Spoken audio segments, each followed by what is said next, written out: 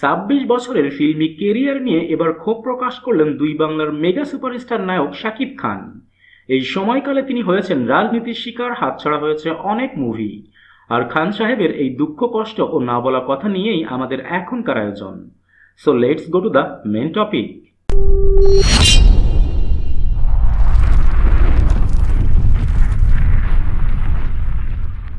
দীর্ঘ ২৬ বছর শাকিব খানের বাংলা সিনেমায় পথ চলা, সেখানে গত ১৬ বছর যাবৎ একাই টেনে নিচ্ছেন বাংলা চলচ্চিত্রকে। অনেক চড়াই উতরাই পার হয়ে আজ তিনি বাংলার মেগা স্টার। আর এই চড়াই উতরাই পার হতে গিয়ে তাকেও হতে হয়েছে বাংলা চলচ্চিত্রের নোংরা রাজনীতির বলির পাঠা। এর জন্য নিজেকে যেমন ত্যাগ স্বীকার করতে হয়েছে, তেমনি ছাড়তে হয়েছে অনেক মুভি। আবার অনেক মুভির ৫০ বা ৭০% শুট হয়ে যাবার পরেও রাজনীতির ঘোর প্যাচে এই মুভিগুলো আর সামনের দিকে এগোয়নি। অথচ সম্পূর্ণ দোষটা এসে পড়েছে শাকিব খানের উপর। আবার এমনও দিন এসেছে মুভির সাইন পর্যন্ত করেও পরবর্তীতে তাকে সেই মুভি থেকে সরিয়ে দেওয়া হয়েছে।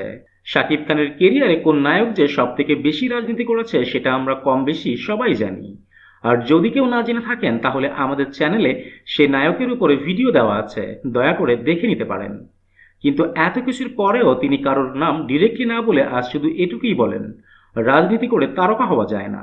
আমাকে নিয়ে অনেক রাজনীতি হয়েছে, আমার সিনেমা নিয়েও রাজনীতি হয়েছে। এভাবে ঈর্ষাপরায়ণ হয়ে ওঠার কোনো মানেই হয় না। শিল্পী আর শিল্পীর কোনো জাত নেই, ধর্ম নেই। দর্শক ও ভক্তদের ভালোবাসাই তাদের বাঁচিয়ে রাখে। আমিও আমার দর্শকের কাছে দায়বদ্ধ। তারা যদি আমাকে গ্রহণ করে তাহলে আর কারোর ক্ষমতা নেই কোনো কিছু করার। আর শাকিব খানের এই কষ্টের দিনে তার পাশে এসে দাঁড়িয়েছেন তাণ্ডব খ্যাত ডিরেক্টর রায়হান রাফি এবং বরবাদ খ্যাত প্রযোজক শাহরিন সুমি। শাকিব খান সম্পর্কে ডিরেক্টর রায়হান রাফি বলেন, শাকিব ভাই পরিচালকদের সাথে মিশে যেতে জানেন, নিজেকে সমসাময়িক রাখতে জানেন, অসম্ভব পরিশ্রম করতে জানেন, দরকার হলে অভিনয়ের জন্য প্রাণও দিতে পারেন। আর এজন্যই তিনি মেগা স্টার। অন্যদিকে বরবাদ মুভির প্রযোজক শাহরিন সুমি বলেন, অবশ্যই সময়ের সঙ্গে নিজেকে ভেঙেছেন শাকিব ভাই। তাকে সেই জায়গায় পৌঁছে দিয়েছে এই প্রজন্মের পরিচালকেরা। নায়ক তাদের অক্ষরে অক্ষরে মেনেছেন বলেই ২৬ বছর পরেও বাংলাদেশে তার একচ্ছত্র রাজপাট। তিনি আরো বলেন, তার এই মেগা স্টারিজম ভাঙ্গার মতো নায়ক বাংলাদেশে আর জন্ম হবে না। এটা ১০০% সত্যি। আর শাকিব খানের এই দুঃখ কষ্টের সাথে আপনি বা কতখানি একমত কমেন্টে জানাতে ভুলবেন না। That's it for today. আবারও দেখা হবে নতুন কোনো ভিডিওতে, নতুন কোনো মুভির নতুন কোনো টপিক নিয়ে। Till then, ta-ta and bye by.